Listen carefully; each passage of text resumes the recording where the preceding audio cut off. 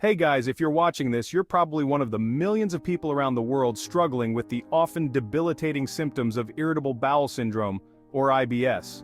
It's a chronic condition that affects the large intestine, and let me tell you, it can really put a damper on your day-to-day life. We're talking about symptoms like abdominal pain, cramping, bloating, gas, diarrhea, and constipation. And the worst part, it's often difficult to pinpoint exactly what triggers those flare-ups. But don't worry, because in this video, we're diving deep into the top 10 food triggers that could be wreaking havoc on your gut.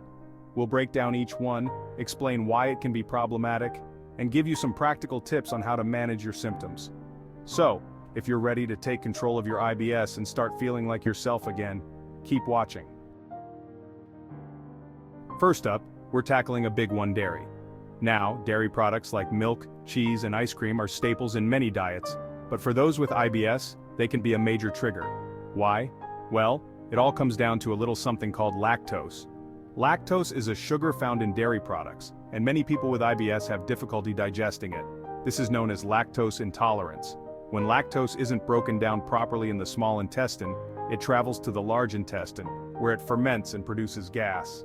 This can lead to bloating, cramping, diarrhea, and all those other unpleasant IBS symptoms. Now, I know what you're thinking, but Dr. Mike, I love my cheese, and listen, I get it. But before you swear off dairy forever, remember that not everyone with IBS is lactose intolerant. And even if you are, there are ways to enjoy dairy in moderation or opt for lactose-free alternatives. Let's be honest, who doesn't love a plate of crispy fries or a juicy burger?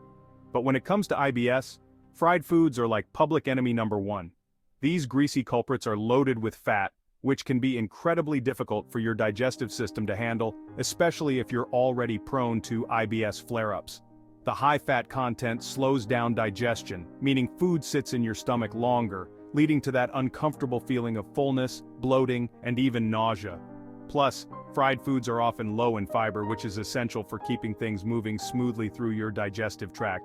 This can exacerbate constipation, another common IBS symptom. So, while it's okay to indulge in moderation, it's best to limit your intake of fried foods to keep your gut happy and healthy. Coffee, the elixir of life that gets many of us going in the morning. But for those with IBS, that morning cup of joe could be doing more harm than good. Caffeine, found in coffee, tea, energy drinks, and even chocolate, is a stimulant that can actually speed up digestion.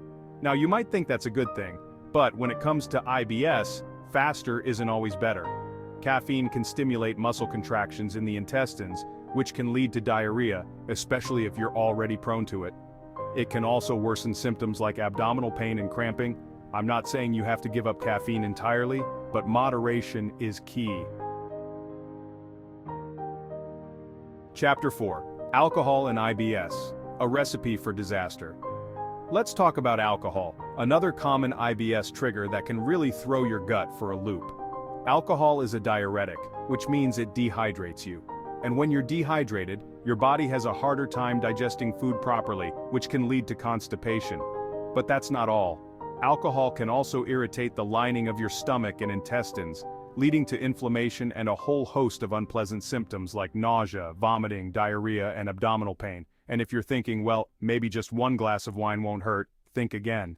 Even small amounts of alcohol can trigger IBS symptoms in some people.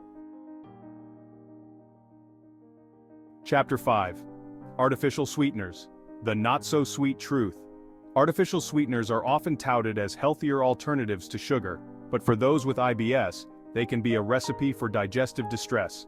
These sugar substitutes, found in diet sodas, sugar-free candies, and many processed foods, are poorly absorbed by the body. And guess where they end up?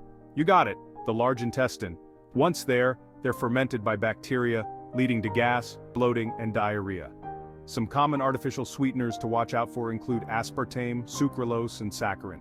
So next time you're reaching for something sweet, check the label and opt for natural sweeteners like honey or maple syrup in moderation. Or better yet, satisfy your sweet tooth with a piece of fruit. Chapter 6: Beans, Legumes, and the Gas. Beans and legumes are nutritional powerhouses packed with protein, fiber, and essential nutrients. But they also contain a type of sugar called oligosaccharides, which are notoriously difficult to digest. When these sugars reach the large intestine undigested, they ferment, producing gas and causing bloating, cramping, and flatulence. Now, before you swear off beans and legumes entirely, remember that they're incredibly good for you. The key is to introduce them into your diet gradually, allowing your body time to adjust. Soaking beans before cooking them can also help reduce their gas-producing effects. Cruciferous vegetables like broccoli, cauliflower, cabbage, and Brussels sprouts are nutritional superstars, but they can also be major IBS triggers. These veggies contain a type of sugar called raffinose, which, you guessed it, is poorly digested by the human body. When raffinose reaches the large intestine, it's fermented by bacteria, leading to gas, bloating, and abdominal pain. But don't ditch these veggies just yet. They're packed with antioxidants, fiber, and other essential nutrients that are important for overall health. The key is to cook them thoroughly, which can make them easier to digest. Chapter 8. Spicy foods. Turning up the heat on your gut. Spicy foods. Oh, spicy foods. They add a kick to our meals, but they can also wreak havoc on a sensitive gut. Spicy foods contain a compound called capsaicin, which is responsible for that burning sensation we all know and love or hate. While capsaicin itself doesn't directly cause IBS, it can irritate the lining of the stomach and intestines, leading to inflammation, pain, and other digestive discomforts. If you're a fan of spice, it's all about finding your tolerance level. Start with small amounts and gradually increase the heat as your gut allows. And remember, always have a glass of milk or yogurt on hand to help cool things down if needed. Chapter 9. Processed foods, the ultimate gut bombs. Processed foods, those convenient but often unhealthy options, are major culprits when it comes to IBS flare-ups. These foods are often loaded with artificial ingredients, preservatives, and unhealthy fats, all of which can irritate the gut and trigger symptoms. Plus, they're often low in fiber, which is essential for regular bowel movements. This can lead to constipation, bloating, and abdominal pain. It's best to limit your intake of processed foods and focus on whole, unprocessed foods like fruits, vegetables, lean proteins, and whole grains. Your gut will thank you for it. Chapter 10. Gluten, the controversial culprit. Gluten, a protein found in wheat, barley, and rye, has become a hot topic in recent years, and for good reason. While celiac disease, an autoimmune disorder triggered by gluten, is relatively rare, many people experience gluten sensitivity, which can manifest as IBS-like symptoms. Gluten can be difficult to digest, and for those with sensitivities, it can trigger inflammation in the gut, leading to bloating, gas, diarrhea, and abdominal pain. If you suspect gluten might be a trigger for you, talk to your doctor about getting tested. Eliminating gluten from your diet can be a game changer for some people with IBS. But remember, it's important to do so under the guidance of a healthcare professional to ensure you're still getting all the nutrients your body needs. So there you have it, the top 10 food triggers that could be contributing to your IBS symptoms. Remember, everyone's triggers are different, so it's important to pay attention to your body and identify what foods make your symptoms worse. Keeping a food diary can be incredibly helpful in this process. And while it might seem overwhelming to avoid all these potential triggers, remember that small changes can make a big difference. Start by eliminating one or two of the most common culprits and see how your body responds. And if you're struggling to manage your IBS on your own, don't hesitate to reach out to a healthcare professional for guidance. For more information on IBS and other digestive health topics, check out the resources in the description below.